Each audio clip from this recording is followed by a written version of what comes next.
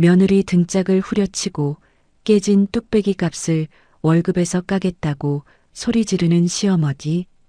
그게 바로 접니다. 사람들은 저보고 돈독 오른 노인네, 며느리 잡아먹을 시어머니라고 손가락질했지요. 네, 맞습니다. 저는 3년 동안 며느리를 지독하게 괴롭혔으니까요.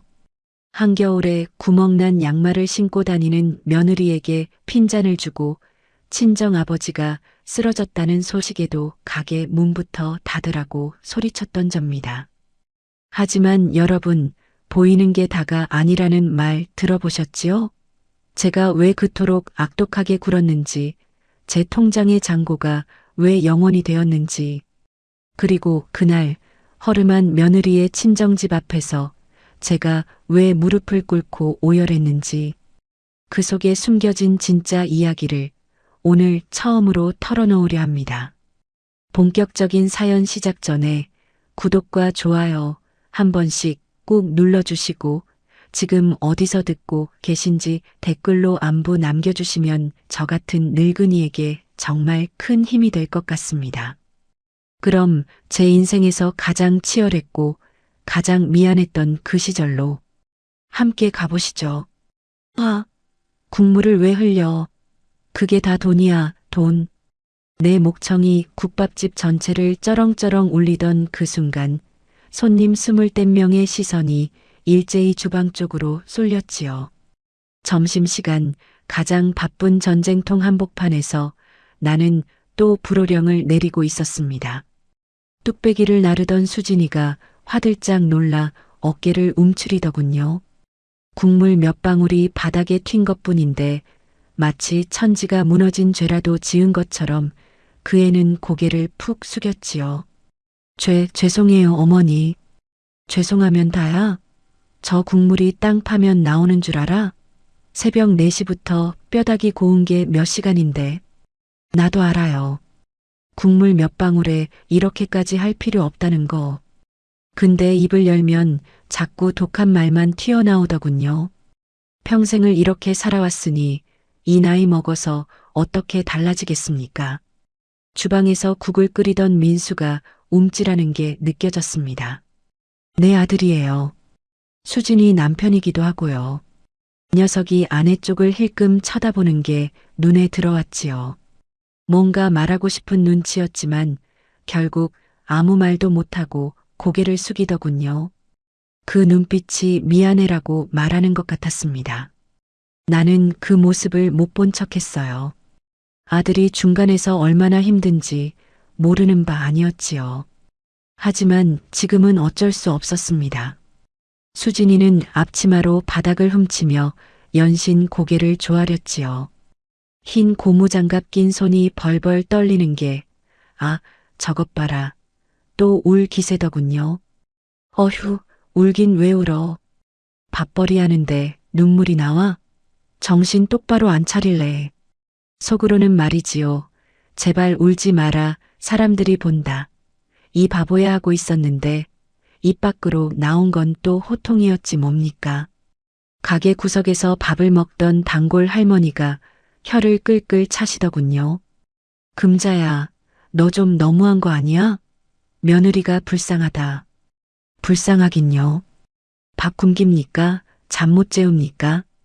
일하면서 돈 벌어가는 게 불쌍한 거예요?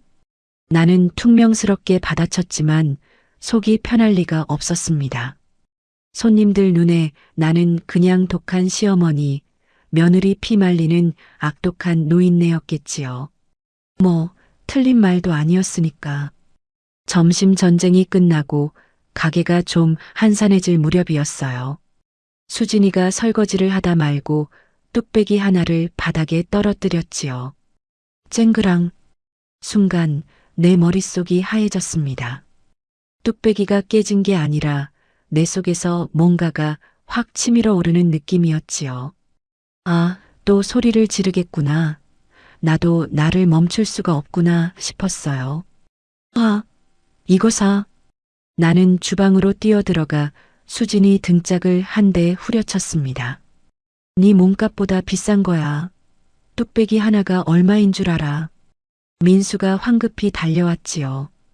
바닥에 쪼그려 앉아 깨진 파편을 줍는 아내를 도우려고 손을 뻗었습니다. 어머니, 제가 치울게요. 너도 일이나 해. 왜 자꾸 끼어들어? 내가 쏘아붙이자 민수는 어쩔 수 없다는 듯 물러섰어요. 아내에게 미안한 눈빛만 보내면서 그 모습이 얼마나 답답해 보이던지 어머니한테 대들 수도 없고 아내를 대놓고 감쌀 수도 없는 내 아들. 착한 게 죄라면 죄였지요. 수진이가 바닥에 쪼그려 앉아 파편을 줍는데 그 손이 파들파들 떨리고 있었습니다. 눈물이 뚝뚝 떨어져서 파편 위에 얼룩을 만들었지요. 죄송해요. 어머니. 그 모습을 보는데 가슴이 쿵 내려앉았어요. 아, 이 바보야. 손 다치면 어쩌려고. 비켜, 내가 치울게. 속으로는 그 말이 목구멍까지 차올랐는데 입 밖으로 나온 건 또 다른 소리였습니다. 깨진 거 네 월급에서 까? 공짜로 넘어갈 줄 알았어? 수진이가 고개를 더 깊이 숙였어요. 이 애가 시집 온 지 3년이 넘었는데 단 한 번도 내 눈을 똑바로 쳐다본 적이 없었지요. 늘 고개를 숙이고 늘 죄송해요만 달고 살았습니다. 밤에 홀로 방에 누우면 가끔 이런 생각이 들더군요. 이 애가 나를 얼마나 원망하고 있을까? 저 순한 얼굴 뒤에 얼마나 많은 한숨을 삼키고 있을까? 근데 그렇게 생각하면서도 나는 다음 날이면 또 소리를 지르고 있었지요. 마치 그게 내 운명인 것처럼. 그날 밤 가게 문을 닫고 나서였습니다. 민수는 뒷정리를 하고 나는 금고를 정리하고 있었지요. 수진이는 방에 들어간 지 한참이 됐는데 희미하게 흐느끼는 소리가 들려왔어요. 나는 못 들은 척했습니다. 민수가 조심스럽게 방문을 열고 들어가는 기척이 느껴졌지요. 벽 너머로 민수의 목소리가 새어나왔습니다. 미안해, 여보. 어머니가 원래 저래. 조금만 참아줘. 내가 더 잘할게. 수진이의 흐느낌이 조금 잦아들었어요. 아마 민수가 손을 잡아주고 있겠지요. 나는 금고 앞에 앉은 채 한참을 움직이지 못했습니다. 가슴이 먹먹했어요. 저 애들이 얼마나 힘든지 내가 모를 리 없었지요. 근데 지금은 어쩔 수 없었습니다. 내가 계획한 일이 끝나려면 아직 한참 멀었으니까. 그때 수진이가 친정 어머니한테 전화하는 소리가 희미하게 들려왔어요. 엄마, 나야. 응, 잘 지내. 어머니가 잘해주셔. 가슴이 철렁 내려앉았지요. 잘해준다고? 내가? 3년 전 처음 수진이 친정집을 봤던 그날의 기억이 파도처럼 밀려왔습니다. 나는 그날 이후로 잠을 제대로 잔 적이 없었지요. 밤 9시가 넘어서야 마지막 손님이 나갔지요. 나는 금고 앞에 털썩 앉아 오늘 번 돈을 세기 시작했습니다. 10,000원짜리, 5,000원짜리, 1,000원짜리, 그리고 동전까지. 10원 하나라도 안 맞으면 절대 퇴근을 안 시켜주는 게 내 철칙이었지요. 사람들은 나보고 돈에 미친 노인네라 했지만 이 장사가 얼마나 박한 건지 모르니까 그런 소리를 하는 겁니다. 수진아, 너도 와서 세요.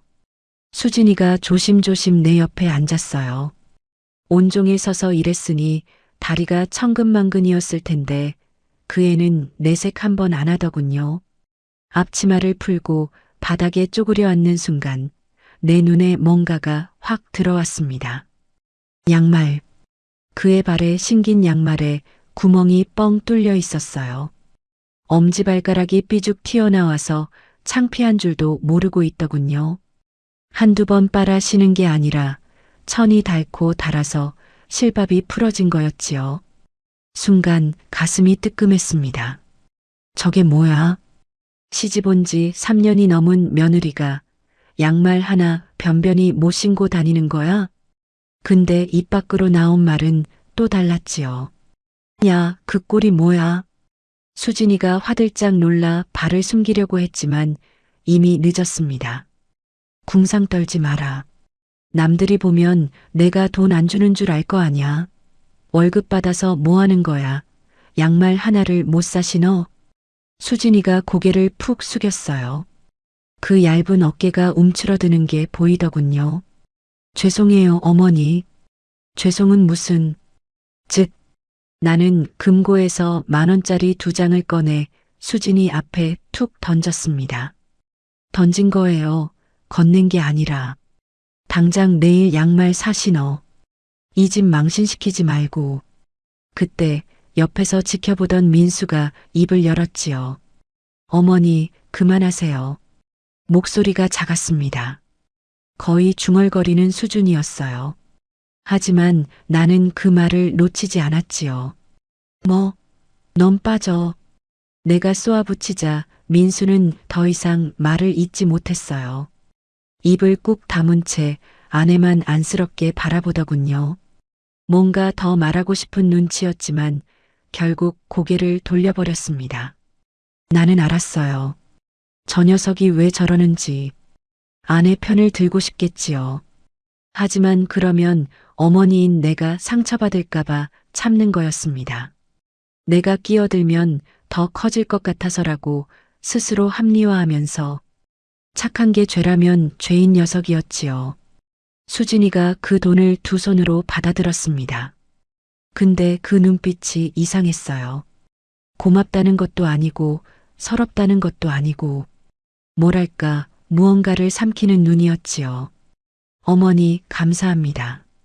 그 애는 그 돈을 곱게 접어서 앞치마 주머니에 넣었어요. 근데 나는 알았습니다. 저 돈으로 양말을 사지 않을 거라는 걸. 저 애는 내가 주는 돈을 한 푼도 안 쓰고 꼬깃꼬깃 모으고 있다는 걸. 처음엔 몰랐어요. 근데 어느 날 그의 가방을 우연히 봤는데 봉투 하나에 돈이 빽빽하게 들어있더군요. 전부 내가 이것저것 핑계대며 쥐어준 돈들이었지요. 식비라고 준 것, 교통비라고 준 것, 양말 사라고 준 것. 그 애는 그걸 하나도 안 쓰고 모으고 있었습니다. 왜 그러는지 나는 알고 있었지요. 친정아버지 약값. 정산이 끝나고 수진이가 화장실에 들어갔습니다. 나는 설거지를 하다 말고 물을 틀어놓은 채 귀를 기울였어요. 화장실 문 너머로 수진이의 목소리가 새어나오더군요. 엄마 나야. 응, 잘 지내. 어머니가 잘해주셔. 가슴이 철렁 내려앉았습니다. 잘해준다고? 내가? 아버지 약은 잘 드시고? 응. 다음 달에 또 붙일게. 걱정 마. 목소리가 점점 작아지더니 흐느끼는 소리가 들려왔어요. 수도꼭지 소리에 묻힐 만큼 작게, 아주 작게. 그때 민수가 화장실 문 앞에 서 있는 게 보였습니다. 아내의 거짓말을 다 들은 거였지요. 그 얼굴이 마치 누가 칼로 가슴을 후벼 판 것처럼 일그러져 있었어요. 눈가가 붉어지고 입술을 꽉 깨물고 있더군요. 민수와 눈이 마주쳤습니다. 녀석은 아무 말도 하지 않았어요. 그냥 고개를 돌리고 제 방으로 들어가 버렸지요. 하지만 그 눈빛만으로도 충분했습니다. 어머니, 왜 이러세요라고 묻는 것 같았어요. 나는 대답할 수 없었습니다. 아직은. 그날 밤 이불을 뒤집어 쓰고 한참을 생각했어요. 3년 전 처음 저의 친정집을 봤을 때가 자꾸 떠올랐지요. 논밭 한가운데 덩그러니 서 있던 그 집, 마당에 널린 빨래들, 그리고 우리를 마중 나온 수진이 어머니의 그 눈빛. 그 눈빛을 평생 잊을 수가 없었습니다. 그 전화가 온 건 점심 장사가 한창일 때였습니다. 주방에서 국을 퍼 나르던 수진이가 갑자기 멈칫하더니 주머니에서 휴대폰을 꺼내 들었어요. 평소 같으면 장사 중에 전화가 뭐야? 라고 호통을 쳤을 텐데 그날따라 이상하게 그의 얼굴이 눈에 밟히더군요. 새하얗게 질린 얼굴. 전화기를 든 손이 사시나무 떨듯 흔들리고 있었지요. 네. 네, 엄마. 뭐라고요? 수진이의 목소리가 가늘게 떨렸습니다. 손님들 북적이는 소음 속에서도 그 떨림이 내 귀에 꽂히더군요. 전화를 끄는 수진이가 멍하니 서 있었어요. 국자를 든 채로 마치 혼이 빠져나간 사람처럼 국물이 뚝뚝 바닥에 떨어지는데도 아무런 반응이 없었지요. 아, 국물 흘린다. 내가 소리를 질러도 수진이는 꼼짝도 안 하더군요. 눈동자가 초점을 잃은 채 허공을 헤매고 있었습니다. 그 모습을 보는 순간 뭔가 심상치 않다는 걸 직감했지요. 민수가 주방에서 나오더니 아내에게 다가갔어요. 여보, 왜 그래? 무슨 일이야? 수진이가 고개를 저었습니다. 입술만 달싹거리며 뭔가 말하려는데 목이 막힌 것처럼 소리가 나오질 않았지요. 아무것도 아니야. 거짓말인 게 뻔히 보였어요. 민수도 그걸 알았는지 아내 손을 잡으려 했지만 수진이가 슬쩍 피하더군요. 손님들 앞에서 그러면 안 된다는 듯이. 점심 손님들이 빠지고 나서야 나는 수진이를 구석으로 불렀습니다. 야, 너 뭐 훔쳐먹은 고양이 마냥 왜 그래? 아까부터 정신이 어디 갔어? 수진이가 고개를 푹 숙인 채 입술만 달싹거렸지요. 뭔가 말하려는데 목이 막힌 것처럼 소리가 나오질 않더군요. 말을 해, 말을. 저, 어머니, 친정 아버지가. 목소리가 기어 들어가더니 끝내 울먹임으로 바뀌었지요. 쓰러지셨대요. 순간 내 머릿속에 3년 전 그 집이 스쳤습니다. 허리가 굽은 채 마당에 서 계시던 수진이 아버지. 인사를 하는데도 기침을 멈추지 못하시던 그 모습. 병원에는 갔대? 네. 지금 응급실이래요. 근데 수진이가 힐끔 가게 안을 둘러봤지요. 저녁 장사 준비를 해야 하는 시간이었습니다. 육수도 다시 끓여야 하고 밑반찬도 손봐야 하고 그 애는 그걸 다 알고 있으니까 가겠다는 말을 차마 꺼내지 못하고 발만 동동 구르고 있었던 거예요. 아, 저 바보 같은 것. 속이 부글부글 끓어올랐지요. 화가 났습니다. 근데 그 화가 수진이한테 난 건지 아니면 저렇게 만든 내 자신한테 난 건지 그건 나도 모르겠더군요. 아이고, 내 팔자야. 진짜. 나는 앞치마를 획 벗어 던졌습니다. 뭐해? 안 가. 수진이가 눈이 휘둥그레져서 날 쳐다봤어요. 어머니? 타라. 내가 운전한다. 그때 민수가 다가왔지요. 어머니, 제가 데려다 줄게요. 어머니는 가게 보세요. 넌 가게 봐. 내가 간다. 민수가 뭔가 더 말하려다 입을 다물었습니다. 내 성격을 아니까 더 이상 말해봐야 소용없다는 걸 알았겠지요. 대신 아내를 바라보는 눈빛이 복잡하더군요. 걱정도 되고 하지만 어머니가 직접 나서시는 걸 보니 안심도 되고 어머니도 속은 따뜻하신 거야라고 생각하는 것 같았습니다. 수진이가 조심스럽게 입을 열었어요. 어머니, 저 혼자 가도 괜찮아요. 안 가셔도 돼요. 그의 목소리가 기어가듯 작아졌지요. 눈치를 보는 게 역력했습니다. 가난한 친정을 들키면 또 무슨 소리를 들을까 그게 무서웠던 거예요. 나는 알고 있었지요. 수진이가 왜 저러는지. 시집 오기 전 약혼 인사 때 처음 친정집을 봤을 때 내가 뭐라고 했는지. 이런 집에서 우리 아들한테 시집을 온다고? 그 말이 얼마나 비수처럼 꽂혔을지. 그 후로 수진이는 단 한 번도 친정 얘기를 먼저 꺼낸 적이 없었습니다. 시끄러. 내가 가겠다는데 왜 말이 많아. 나는 열쇠를 집어들고 먼저 가게 문을 열었지요. 가면서 속으로 생각했습니다. 그래, 이번에는 똑똑히 봐야겠다. 3년 전 내가 못 본 척했던 것들, 이번에는 제대로 봐야겠다.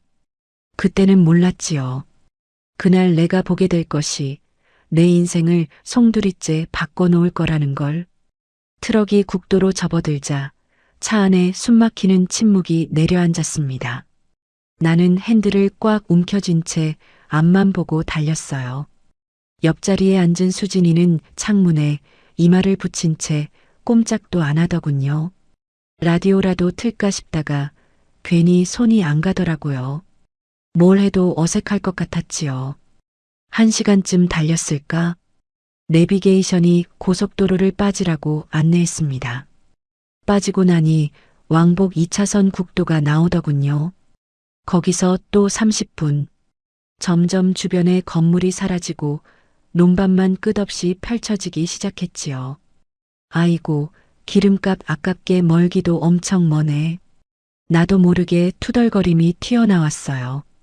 말하고 나서 후회했지만 이미 엎질러진 물이었습니다. 수진이가 움찔하더니 더 깊이 고개를 숙였어요. 마치 죄인이 심판대 앞에 선 것처럼 어깨가 잔뜩 웅크러들어 있었지요. 죄송해요, 어머니. 멀어서. 됐어, 말 마라. 퉁명스럽게 받아치고는 다시 침묵이 흘렀습니다. 차창 밖으로 허수아비가 서 있는 논이 스쳐 지나가고 녹슨 지붕의 창고들이 드문드문 보이더군요. 도시에서 나고 자란 나로서는 이런 풍경이 낯설다 못해 답답하게 느껴졌지요. 수진이가 창밖을 바라보며 무슨 생각을 하는지 문득 궁금했습니다. 아마 민수 생각을 하고 있겠지요. 오빠가 같이 왔으면 좋았을 텐데 하면서 남편이 옆에 있었다면 이렇게 숨이 막히진 않았을 테니까. 나 같은 시어머니랑 단둘이 차에 갇혀 있는 게 이 애한테는 고문이나 다름없었을 거예요. 그때 내비게이션이 또 안내를 했습니다. 300m 앞에서 좌회전입니다. 좌회전을 하니까 눈앞에 펼쳐진 건 포장도 안 된 비포장도로였지요. 자갈과 흙이 뒤섞인 길이 구불구불 산 아래로 이어져 있었습니다. 트럭이 덜컹덜컹 흔들리기 시작하더군요. 목적지까지 2km 남았습니다. 2km라고? 이 길로? 나는 인상을 팍 찌푸렸지요. 이런 깡촌에 사람이 산다고? 아니, 이게 길이야, 밭이야? 말이 거칠게 나왔습니다. 또 후회가 밀려왔지만 입은 이미 열렸으니 어쩌겠어요. 수진이가 입술을 꽉 깨물었지요. 핏기가 가신 얼굴에 땀이 송글송글 맺혀 있었습니다.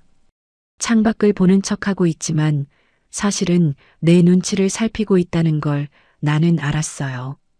덜컹. 트럭이 크게 흔들렸습니다. 웅덩이를 지나느라 차체가 기우뚱거렸지요.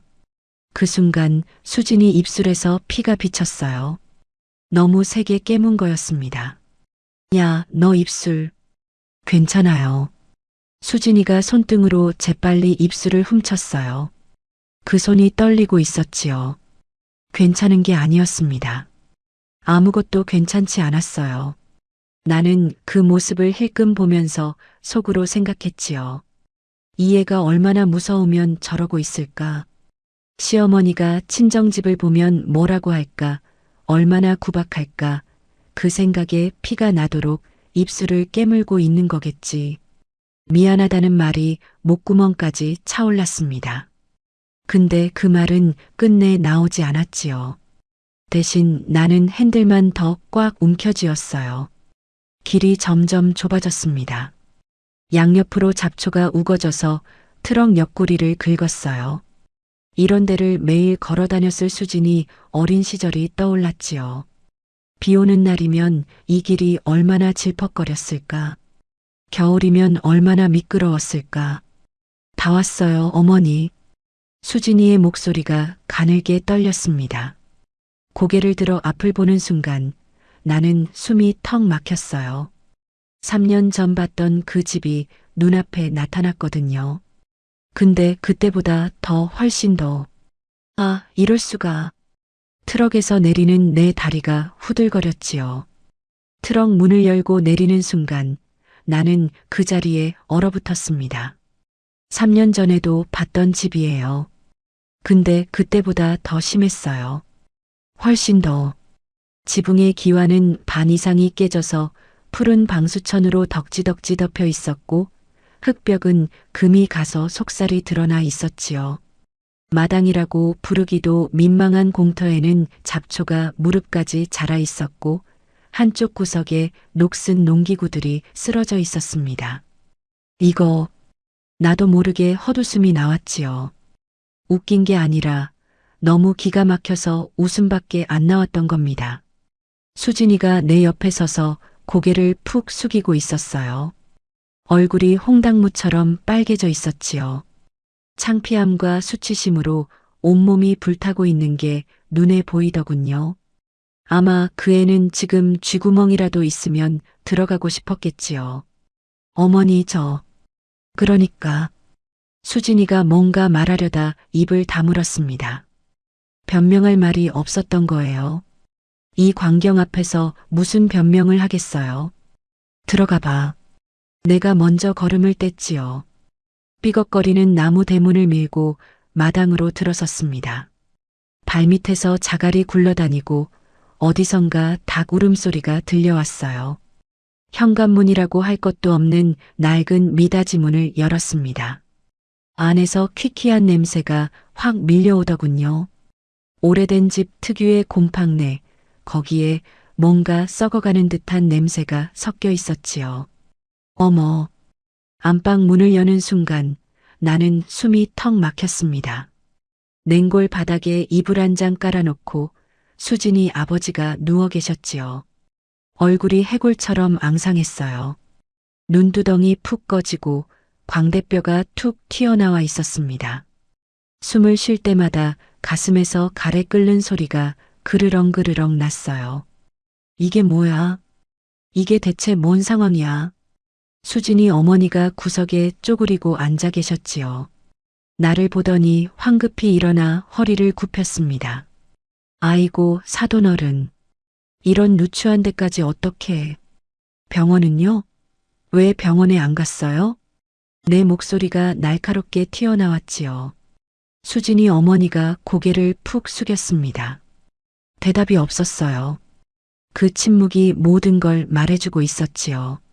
돈이 없어서, 병원비가 없어서, 그래서 이 냉골 바닥에서 죽어가고 있는 거였습니다. 순간 뭔가가 머릿속에서 폭발했어요. 분노가 치밀어 올랐지요. 근데 그 분노가 누구를 향한 건지 나도 몰랐습니다. 이 집을, 이 가난을, 아니면 이걸 모른 척했던 나 자신을. 이게 집이야? 사람이 사는 데야? 내가 소리를 빽 질렀지요. 목청이 찢어지도록. 아니, 사람이 이렇게 살면 안 되지. 이게 뭐야? 대체 이게 뭐냐고. 수진이가 바들바들 떨기 시작했습니다. 또 혼나는 줄 알았겠지요. 시어머니가 친정꼴을 보고 분노가 폭발했다고 생각했을 거예요. 어머니, 죄송해요. 죄송해요. 수진이가 무릎을 꿇었지요. 차가운 시멘트 바닥 위에. 그 모습을 보는데 가슴이 찢어지는 것 같았습니다. 아, 이 바보야. 내가 왜 무릎을 꿇어? 내가 무슨 죄가 있다고. 근데 그 말은 입 밖으로 나오지 않았지요. 대신 나는 돌아서서 밖으로 나와버렸습니다. 눈물이 터질 것 같아서 마당에 서서 하늘을 올려다봤지요.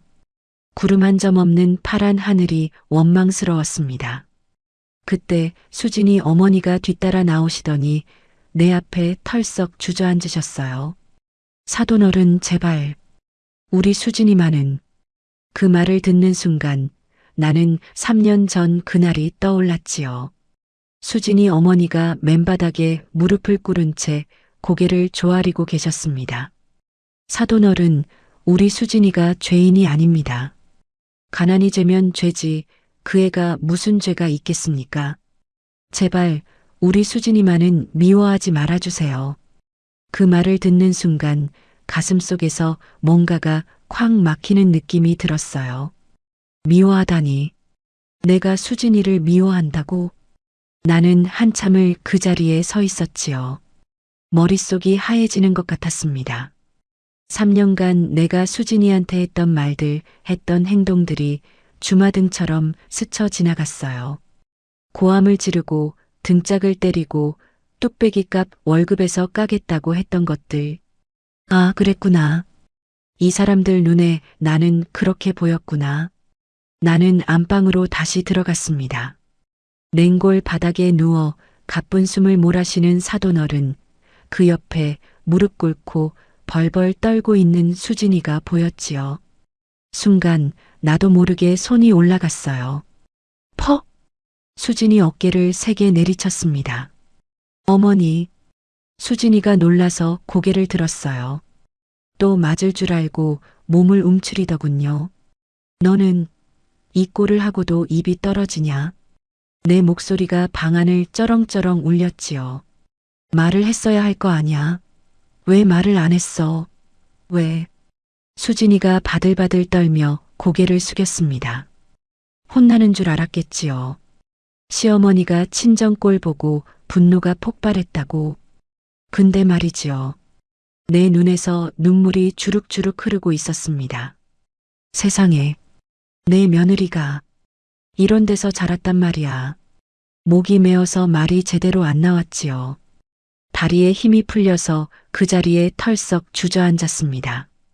차가운 시멘트 바닥이 무릎을 파고들었지만 아무 느낌도 없었어요. 어머니? 수진이가 믿을 수 없다는 눈으로 날 쳐다봤지요. 난생 처음 보는 시어머니의 눈물이었을 겁니다. 이 바보야. 왜 말을 안 했어? 왜? 나는 엉엉 울었어요. 체면도 없이 꼴사납게. 60평생 이렇게 운 적이 없었지요. 근데 눈물이 멈추질 않았습니다. 돈이 아까워서 화가 난 게 아니었어요. 사돈꼴이, 이 집구석 꼴이 너무 처참해서 화가 났던 겁니다.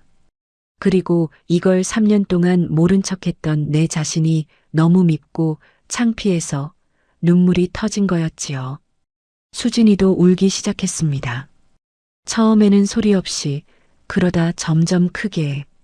3년 동안 참았던 서러움이 한꺼번에 터져 나오는 것 같았지요. 어머니, 어머니.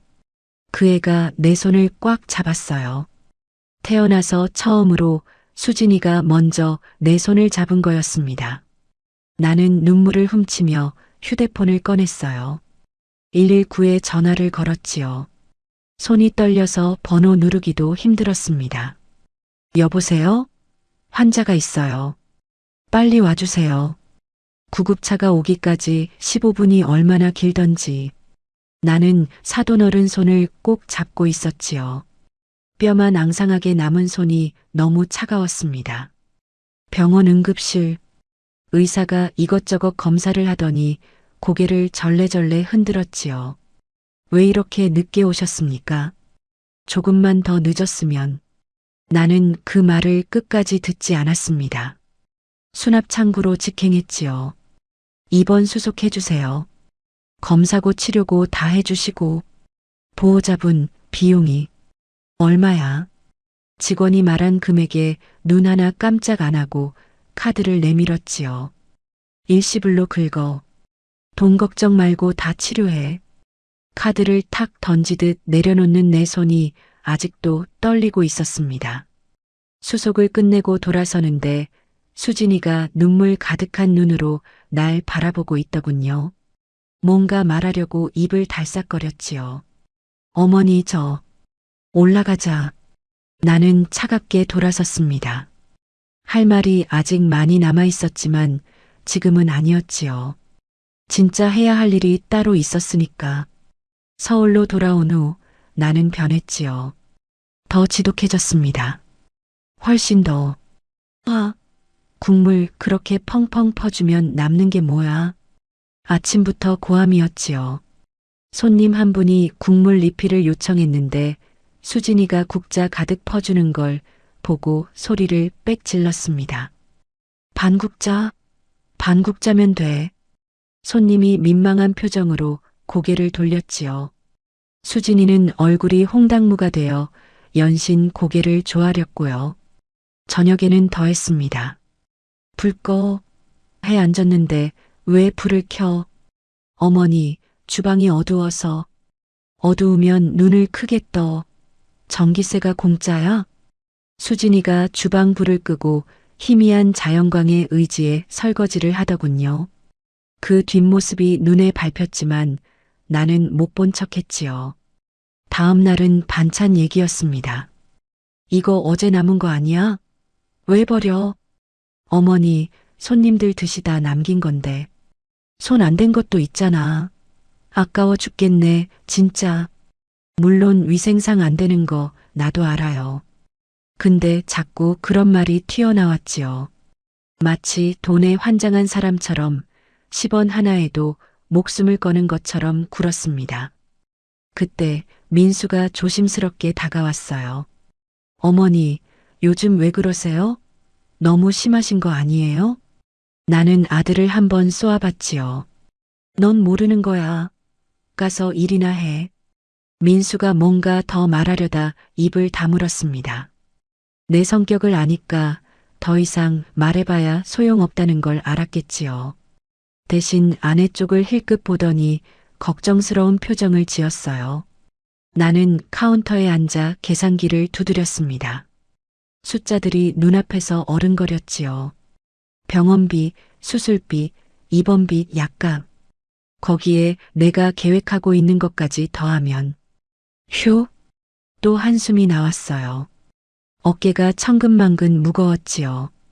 밤에 민수와 수진이가 방에서 이야기하는 소리가 들렸습니다. 여보, 어머니가 원래 저러시는 분이 아닌데 무슨 일 있으신가? 글쎄, 아마 병원비 때문에 그러시는 것 같아. 수진이 목소리가 떨리더군요. 내 친정 아버지 병원비 때문에 어머니가 저러시는 거야. 내가 그 돈 다 갚아야 하는데. 여보, 그런 생각하지 마. 어머니가 그런 분이 아니잖아. 아니야. 다 내 탓이야. 내가 가난한 집에서 와서 어머니한테 집만 대고. 수진이가 훌쩍거리는 소리가 났어요. 민수가 달래는 소리도 들렸지요. 나는 그 대화를 듣고 가슴이 먹먹해졌습니다. 저 애가 얼마나 죄책감에 시달리고 있는지 내가 모를 리 없었지요. 근데 지금은 어쩔 수 없었습니다. 미안하다, 수진아. 조금만 더 참아라. 계산기를 다시 꺼내 들었어요. 숫자들을 두드리며 날짜를 계산했지요. 1년. 아니, 죽어라 모으면 10개월. 10개월만 버티면. 그때 침대 밑 서랍에서 낡은 통장을 꺼냈습니다. 30년 넘게 한 푼, 두 푼 모아온 돈. 평생의 피와 땀이 담긴 통장이었지요. 아직 부족해. 조금만 더 모아야 해. 나는 통장을 가슴에 꼭 안고 눈을 감았습니다. 수진이 친정집이 자꾸 떠올랐지요. 무너져 내리는 지붕, 금간 흙벽, 냉골 바닥에 누운 사돈어른. 그 집을 부수고 새 집을 지어주는 게 내 목표가 됐습니다. 아니, 목표가 아니라 반드시 해야 할 일이었지요. 근데 그걸 수진이한테 말할 수는 없었습니다. 아직은. 그날 밤이었지요. 가게 문을 닫고 정리를 마친 후 나는 방에 들어가 문을 꼭 닫았습니다. 휴대폰을 꺼내 저장된 번호를 눌렀지요. 신호음이 2번 울리고 상대방이 받았어요. 여보세요, 김 사장. 나 금자야. 아, 사장님. 이 밤에 무슨 일이? 무슨 일은? 내가 낮에 현장 갔다 왔어. 나는 목소리를 낮추려고 했지만 화가 치밀어 올라서 자꾸 커지더군요. 야, 이 도둑놈들아. 사장님, 진정하시고. 진정은 무슨, 자재가 왜 그 모양이야? 내가 눈 뜨고 코 베일 줄 알아? 3년 전 수진이 친정집을 보고 난 후 나는 조용히 계획을 세웠지요. 그 허물어져가는 집을 부수고 새 집을 지어주겠다고. 처음에는 막연한 생각이었는데 병원에서 사돈어른 모습을 보고 나서 결심이 굳어졌습니다. 더 이상 미룰 수 없다고. 몰래 건축업자를 수소문하고 설계도를 받고 견적을 뽑았지요. 땅은 이미 사돈어른 소유니까 집만 지으면 됐어요. 근데 이놈의 건축업자가 자꾸 딴짓을 하는 거였습니다. 뭔 돈이 그렇게 많이 들어? 처음 견적이랑 왜 달라? 사장님, 자재값이 올라서. 거짓말 마. 내가 바보야? 싼 거로 빼돌리고 차액 챙기려는 거 다 알아. 아니, 그게 제대로 안 해. 야, 내가 누군지 알아? 30년 장사하면서 온갖 도둑놈들 다 만나봤어. 눈속임하면 가만 안 둬. 나는 고래고래 소리를 질렀지요. 평소에도 목소리가 큰 편인데 화가 나니까 더 커졌습니다. 그때 문 밖에서 인기척이 느껴졌지요. 순간 아차 싶었어요. 목소리를 낮췄어야 했는데. 알았어. 내일 다시 얘기해. 전화를 끊고 귀를 기울였습니다. 복도에서 웅성거리는 소리가 들렸어요. 똑똑똑. 민수가 문을 두드렸지요. 어머니, 무슨 일이세요? 괜찮으세요? 아무것도 아니야. 자, 내가 쏘아붙이자 민수는 더 이상 말을 잇지 못했습니다. 발소리가 멀어지더니 옆방에서 민수와 수진이가 속삭이는 소리가 들려왔지요. 여보, 어머니 왜 저러셔? 무슨 일이야? 모르겠어. 빚쟁이한테 전화 온 것 같은데. 수진이 목소리가 떨리고 있었습니다. 도둑놈이라고 하셨잖아. 돈이 많이 든다고. 혹시 병원비 때문에 빚지신 거 아니야? 설마. 어머니가 내 친정 아버지 병원비 내시느라. 다 내 탓이야. 수진이가 훌쩍이는 소리가 났어요. 민수가 달래는 소리도 들렸지요. 여보, 울지 마. 어머니 요즘 확실히 이상하긴 해. 뭔가 큰일 나신 것 같아. 오빠 어떡해. 우리가 도와드려야 할 것 같아. 내일 내가 어머니한테 여쭤볼게. 힘드시면 힘들다고 말씀하시라고. 나는 그 대화를 듣고 가슴이 찢어지는 것 같았습니다. 저 애들이 얼마나 걱정하고 있는지 내가 모를 리 없었지요. 수진이는 또 자기 탓이라고 자책하고 있을 테고. 미안하다. 조금만 더 참아라. 나는 이불을 뒤집어 쓰고 눈을 감았습니다. 내일도 현장에 가봐야 해요. 저놈들이 또 무슨 짓을 할지 모르니까. 내 평생 모은 돈이 들어가는 건데 눈 부릅뜨고 감시 안 하면 안 됐지요. 근데 그날 저녁 예상치 못한 일이 터지고 말았습니다. 그날은 내가 잠깐 장을 보러 나간 사이였습니다. 수진이가 카운터를 정리하다가 내 서랍에서 뭔가를 발견했지요. 평소 같으면 절대 열어보지 않았을 텐데 그날따라 서랍이 반쯤 열려 있었던 모양이에요. 나중에 들은 얘기지만 수진이는 그 안에서 통장 여러 개를 발견했다고 합니다. 그리고 그걸 열어봤지요. 잔고가 전부 영원이었습니다. 30년 넘게 모아온 돈이 담긴 통장들. 전부 바닥나 있었어요. 물론 그 돈은 건축비로 빠져나간 거였지요. 하지만 수진이가 그걸 알 리 없었습니다. 어머니가 나 때문에. 수진이가 그 자리에서 주저앉았다고 해요. 손에 든 통장을 바라보며 온몸이 떨렸다고 합니다. 그때 민수가 주방에서 나왔지요. 여보, 왜 그래? 무슨 일이야? 수진이가 떨리는 손으로 통장을 내밀었습니다. 오빠, 이거 봐. 어머니 통장이야. 민수가 통장을 받아들고 잔고를 확인했지요. 그 얼굴이 순식간에 굳어졌습니다. 이게 뭐야? 어머니가 빈털터리가 되셨어. 내 친정 아버지 병원비 때문에. 다 내 탓이야. 수진이가 울음을 터뜨렸습니다. 어깨가 들썩거리도록 흐느꼈지요. 어머니가 평생 모은 돈을 다 쓰신 거야. 나 때문에. 내가 가난한 집에서 와서 어머니한테 이런 짐을 지우고. 민수가 아내를 끌어안았습니다. 여보, 울지 마. 그럴 리 없어. 어머니가 아무리 병원비를 내셨어도 이 정도까지 쓰실 분이 아니야. 그럼 이게 뭔데?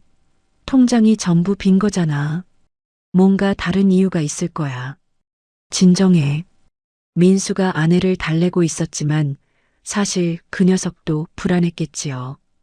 어머니 통장이 전부 비어 있다니 도대체 무슨 일이 있는 건지. 바로 그때 내가 장을 보고 돌아왔습니다. 카운터 앞에 서 있는 수진이와 민수, 그리고 수진이 손에 들린 통장을 본 순간 내 심장이 쿵 내려앉았지요. 네가 이걸 왜 봐?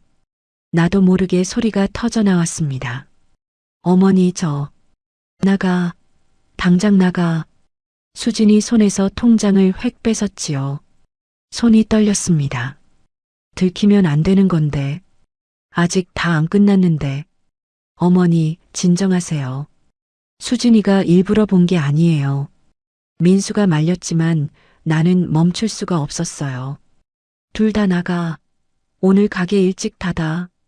수진이가 울면서 밖으로 뛰쳐나갔습니다. 민수가 아내를 따라가면서 나를 돌아봤지요. 그 눈빛이 어머니, 왜 이러세요라고 묻는 것 같았어요. 나는 텅 빈 가게에 혼자 남았습니다. 통장을 가슴에 꼭 안고 한참을 서 있었지요. 미안해. 미안해, 수진아. 조금만 더 기다려. 이제 얼마 안 남았어. 그날 밤 수진이가 밤새 우는 소리가 들렸습니다. 민수가 달래는 소리도 들렸지요. 나는 잠을 이룰 수가 없었어요. 그렇게 몇 달이 흘렀습니다. 어느 날 아침 나는 가게에 나와서 퉁명스럽게 말했지요. 오늘 가게 문 닫아라.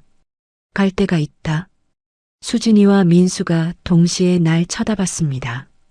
두 사람 얼굴에 불안이 가득했지요. 이제 무슨 일이 터지려고 하는 표정이었어요. 어머니, 어디 가시는데요? 민수가 조심스럽게 물었습니다. 가면 알아. 둘 다 준비해. 나는 그 말만 남기고 방으로 들어갔지요. 거울 앞에 서서 옷매무새를 다듬었습니다. 드디어 그날이 왔어요. 차는 다시 그 시골길을 달리고 있었습니다. 이번에는 민수도 함께였지요. 운전석에 민수, 조수석에 나, 뒷자리에 수진이. 차 안에는 무거운 침묵만 가득했어요. 수진이는 창밖만 바라보고 있었습니다. 고개를 푹 숙인 채 마치 사형장으로 끌려가는 사람처럼. 또 그 판자집을 봐야 한다는 게 그 애한테는 고문이나 다름없었겠지요. 민수가 백미러로 아내를 힐끗 보더니 조심스럽게 내 손을 잡았습니다. 어머니, 도대체 어디 가시는 거예요? 가면 알아. 나는 퉁명스럽게 대답했지요. 속으로는 심장이 터질 것 같았지만 내색할 수 없었습니다. 내비게이션이 안내를 시작했어요. 3년 전 그 길. 비포장도로가 나오고 덜컹덜컹 차가 흔들리기 시작했지요. 목적지 근처입니다. 수진이가 움찔했습니다. 창밖을 보는 그 얼굴이 새하얗게 질려 있었어요. 수진아, 고개 들어. 내가 말했지요. 하지만 수진이는 고개를 들지 못했습니다. 못 보겠어요, 어머니. 또 그 집을 보면. 저는 목소리가 떨리고 있었어요. 눈물이 뚝뚝 떨어지는 게 보였지요. 차가 멈췄습니다. 다 왔다. 내려. 내가 먼저 문을 열고 내렸지요. 민수도 따라 내렸습니다. 하지만 수진이는 움직이지 않았어요. 눈을 꽉 감은 채 자리에 앉아 있었지요. 수진아, 내려. 어머니, 저는 못 보겠어요. 내리라니까. 나는 뒷문을 열고 수진이 팔을 잡아 끌었습니다. 수진이가 마지못해 차에서 내렸지요. 여전히 고개를 숙인 채 고개 들어. 고개 들라니까. 내가 소리를 지르자 수진이가 천천히 고개를 들었습니다. 그리고 그 순간 수진이의 눈이 휘둥그레졌지요. 이게 뭐야? 눈앞에 서 있는 건 낡은 판자집이 아니었습니다. 번듯한 양옥집이었어요. 붉은 벽돌로 지어진 2층 집, 새하얀 창틀에 파란 지붕, 마당에는 예쁜 화단까지 조성되어 있었지요. 어머니, 이게 뭐예요? 수진이가 멍한 눈으로 나를 쳐다봤습니다. 그때 대문이 열리더니 누군가가 걸어 나왔지요. 수진이 아버지였습니다. 3년 전 냉골 바닥에 누워 숨만 헐떡이던 그분이 지금은 두 발로 걸어 나오고 계셨어요. 수진아, 아버지가 손을 흔들었지요. 그 옆에 수진이 어머니도 서 계셨습니다. 두 분 다 환하게 웃고 계셨어요. 수진이가 제자리에 얼어붙었습니다. 입이 벌어진 채 아무 말도 못하더군요. 눈만 껌뻑껌뻑. 뭐해? 내가 수진이 등짝을 퍽 후려쳤지요. 들어가라. 네 집이다. 네, 네 집이라고. 니네 부모님 살 집. 수진이가 나를 돌아봤습니다. 그 눈에 눈물이 그렁그렁 맺혀 있었어요. 어머니, 이게 무슨 병원비가 아까운 게 아니었어. 나는 수진이 눈을 똑바로 바라봤지요. 니네 부모가 추운 게 싫었어. 겨울마다 냉골 바닥에서 떨고 있을 생각하니까 내가 잠이 안 왔다고. 그래서 지은 거야. 내 돈으로. 내가 평생 모은 돈으로. 수진이의 눈에서 눈물이 주르륵 흘러내렸습니다. 그래서 그동안 그렇게 그래. 국물 아끼고 불 끄고 소리 지르고 다 이것 때문이었어. 건축업자 놈들이 자꾸 돈을 더 달라고 해서 눈에 불 켜고 감시하느라 그랬던 거야. 수진이 무릎이 꺾이는 게 보였어요. 그 자리에 털썩 주저앉더니 두 손으로 얼굴을 감쌌지요. 어머니, 어머니, 목 놓아 울기 시작했습니다. 어깨가 들썩거리도록 숨이 넘어갈 것처럼 3년 동안 참았던 서러움이, 오해가, 죄책감이 한꺼번에 터져 나오는 것 같았지요. 민수가 멍하니 서 있다가 나를 돌아봤습니다. 어머니, 이걸 혼자 하고 계셨어요? 왜 말씀 안 하셨어요? 저한테라도 말씀하셨으면. 민수 눈에서도 눈물이 흘러내렸지요. 말하면 내 마누라가 부담 가질까봐 그랬다. 나는 고개를 돌렸습니다. 눈물이 날 것 같아서.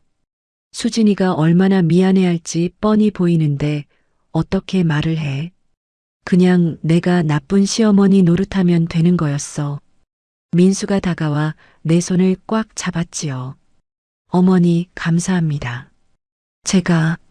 제가 몰랐어요. 그 녀석도 울고 있었습니다. 30년 넘게 키운 내 아들이 내 앞에서 펑펑 울고 있었어요. 울긴 왜 울어, 이 바보야. 나는 퉁명스럽게 말했지만 내 눈에서도 눈물이 흐르고 있었지요. 수진이가 땅바닥에 주저앉은 채로 나를 올려다봤습니다. 눈물범벅이 된 얼굴로. 어머니, 어머니. 그 애가 내 다리를 붙잡고 엉엉 울었어요. 평생 한 번도 그렇게 울어본 적 없었을 텐데 그날 수진이는 어린아이처럼 울었습니다. 나는 그의 머리를 쓰다듬었지요. 투박한 내 손으로. 이 바보야. 이제 그만 울어. 수진이 어머니가 달려와 수진이를 끌어안았습니다. 아버지도 오셨지요. 네 사람이 엉켜서 울고 있는데 민수가 우리 모두를 끌어안았어요. 어머니, 감사합니다. 정말 감사합니다. 민수가 계속 같은 말을 반복했지요. 나는 하늘을 올려다봤습니다. 구름 한 점 없는 파란 하늘이었어요. 3년 전 이 자리에서 봤던 그 하늘이 오늘따라 유난히 맑았지요. 잘했다, 금자야. 속으로 나 자신에게 말했습니다. 고생했어. 새집 거실에 밥상이 차려졌습니다. 김이 모락모락 나는 된장찌개, 갓 지은 흰쌀밥, 정갈하게 담긴 나물 반찬들. 수진이 어머니가 정성껏 준비하신 거였지요. 우리 5명이 둘러앉았습니다. 나, 민수, 수진, 그리고 사돈 내외분까지. 따뜻했어요. 집도, 밥도, 그리고 이 자리에 있는 사람들의 마음도. 사돈어른, 진짜 어떻게 감사를 드려야 할지. 수진이 아버지가 연신 고개를 숙이셨지요. 3년 전 냉골 바닥에서 숨만 헐떡이던 분이 지금은 혈색도 좋아지시고 목소리도 힘이 있으셨습니다. 됐어요. 밥이나 먹어요. 나는 퉁명스럽게 말하고 숟가락을 들었지요. 사실 부끄러웠어요. 칭찬받는 게 익숙하지 않았거든요. 수진이가 갑자기 자리에서 일어났습니다. 그리고 내 앞에 무릎을 꿇으려 했지요. 어머니, 정말 감사합니다. 저는 평생 이 은혜를 못 갚을 것 같아요. 야, 이게 뭐 하는 거야? 일어나. 나는 황급히 수진이 팔을 잡아 일으켰습니다. 밥상 앞에서 절은 무슨 절이야. 됐다. 나중에 국밥이나 더 열심히 팔아. 그게 갚는 거야. 수진이가 울먹이며 고개를 끄덕였지요. 네, 어머니. 열심히 할게요. 정말 열심히. 울지 마. 재수없게 왜 자꾸 울어. 나는 소리를 질렀지만 손은 수진이 눈물을 닦아주고 있었습니다. 투박한 내 손이 그 애의 뺨을 쓸어주고 있었지요. 말과 행동이 따로 노는 게 평생 그래왔으니 이 나이에 어떻게 바뀌겠어요. 민수가 내 손을 잡았습니다. 어머니, 왜? 앞으로는 저한테도 말씀하세요. 혼자 짊어지시면 안 돼요. 민수 눈이 빨갛게 충혈되어 있었지요. 아직도 눈물이 마르지 않은 것 같았습니다. 어머니가 힘드실 때 옆에서 아무것도 못한 게 저는 너무 죄송해요. 바보 같은 소리 마라. 내가 뭘 잘못했다고. 저도 가족인데요. 어머니 혼자 다 감당하시게 하면 안 되죠. 민수가 내 손을 꼭 쥐었습니다. 따뜻했어요. 내가 낳은 자식의 손이 이렇게 크고 듬직해졌더군요. 앞으로는 셋이 같이 해요. 어머니, 저 수진이. 우리 셋이 같이. 나는 아무 말도 하지 못했습니다. 목이 메어서 속으로 생각했지요. 며느리가 기죽어 사는 게 나는 그게 제일 보기 싫었습니다. 시집 오면 그 집 식구인 거예요. 내 식구가 추운 데서 떨고 배고프고 서름받는 꼴을 어떻게 봐요. 내 식구는 내가 챙긴다. 그게 내 신념이었지요. 근데 그걸 말로 못했어요. 평생 독한 소리만 하고 살았으니 갑자기 어떻게 따뜻한 말이 나오겠어요. 그래서 그냥 행동으로 보여준 겁니다. 서툴게 수진이가 내 옆에 앉았습니다. 그리고 조심스럽게 내 팔짱을 꼈지요. 어머니. 뭐? 사랑해요. 순간 가슴이 뜨거워졌습니다. 3년 동안 한 번도 듣지 못한 말이었거든요. 아니, 평생 며느리한테 들어본 적 없는 말이었지요. 이 바보야, 갑자기 무슨. 진짜요. 사랑해요, 어머니. 수진이가 활짝 웃었습니다. 태어나서 처음 보는 웃음이었어요. 그동안 그 애는 내 앞에서 한 번도 제대로 웃어본 적이 없었거든요. 늘 움츠러들고 눈치 보고 벌벌 떨기만 했지요.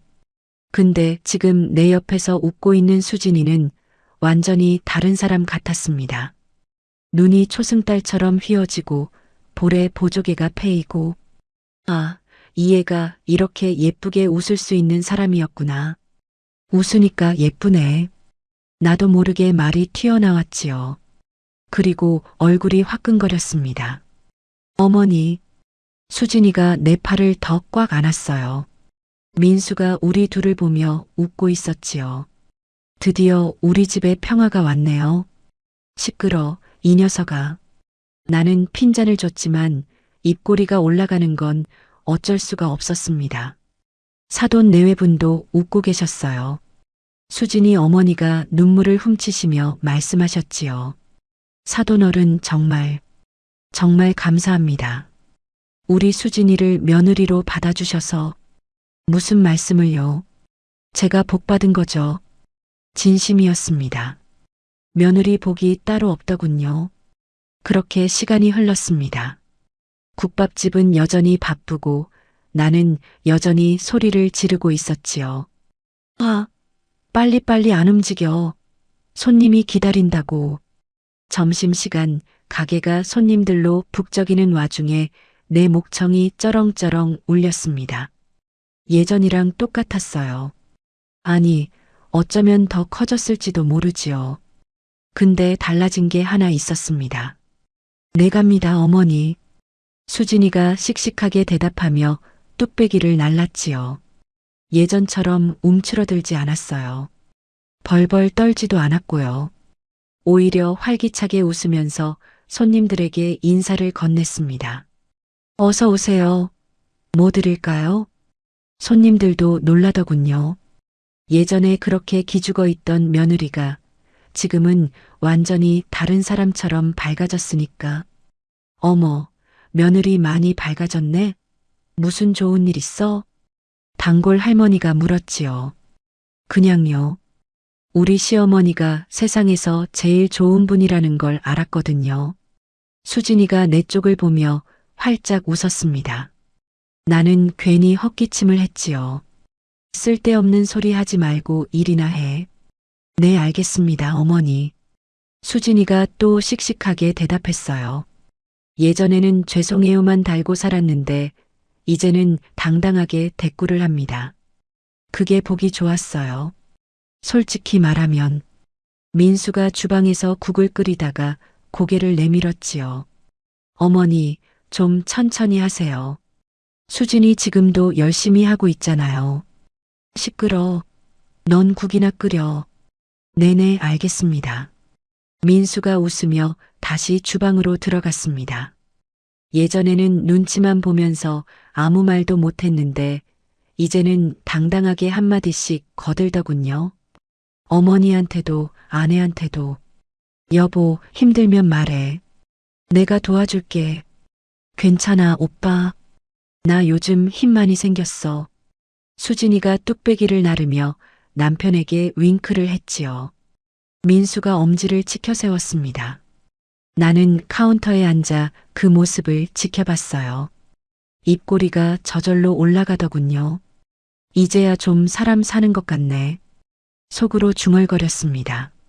점심 장사가 끝나고 우리 셋은 가게 한쪽에 앉아 밥을 먹었지요. 김이 모락모락 나는 국밥 3그릇.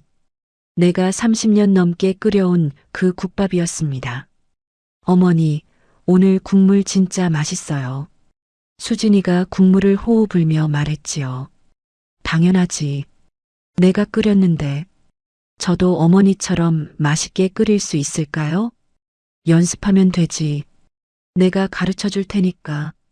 수진이 눈이 반짝거렸습니다. 예전에는 내가 뭘 가르쳐 준다고 하면 벌벌 떨었는데 이제는 기대에 찬 눈으로 바라보더군요. 민수가 우리 둘을 번갈아 보며 웃었지요. 우리 가족, 이제 진짜 가족 같다. 원래 가족이었어, 이 바보야. 나는 퉁명스럽게 말했지만 속으로는 인정하고 있었습니다. 그래, 이제야 진짜 가족이 된 것 같다고. 뜨거운 국밥을 한 숟갈 떴지요. 입안 가득 퍼지는 구수한 맛. 30년 넘게 먹어온 맛인데 오늘따라 유난히 맛있었습니다. 가족이란 게 뭘까요? 나는 생각했지요. 뜨거운 국밥 같은 거 아닐까? 겉에서 보면 그냥 평범한 한 그릇인데 한 숟갈 떠먹으면 속이 뜨끈뜨끈해지는, 추운 날 얼어붙은 몸을 녹여주고 배고플 때 허기를 채워주는 그런 존재. 나는 독한 시어머니였습니다. 소리 지르고 구박하고 돈에 환장한 것처럼 굴었지요. 근데 그게 다 이유가 있었어요. 내 식구가 추운 게 싫었고 배고픈 게 싫었고 서름받는 게 싫었습니다. 표현이 서툴렀을 뿐 이제는 알아요. 사랑은 말로 하는 게 아니라 행동으로 보여주는 거라고. 근데 가끔은 말로도 해줘야 한다는 것도. 수진이가 내 손을 잡았습니다. 어머니 사랑해요. 또 그 소리야. 밥이나 먹어. 나는 퉁명스럽게 말했지만 수진이 손을 뿌리치지는 않았지요. 그 손이 따뜻했거든요. 창밖으로 햇살이 쏟아져 들어왔습니다. 가게 안에 세 사람의 웃음소리가 퍼졌지요. 국밥 김이 모락모락 피어오르고 우리는 그렇게 평범한 하루를 보내고 있었습니다. 평범하지만 가장 행복한 하루를. 오늘 제 사연이 여러분께 작은 위로가 되었길 바랍니다. 가족 때문에 힘드신 분들, 오해 때문에 마음 아프신 분들, 그리고 사랑하는데 표현이 서툰 분들, 모두 힘내시길 바랍니다. 구독과 좋아요는 큰 힘이 됩니다. 감사합니다.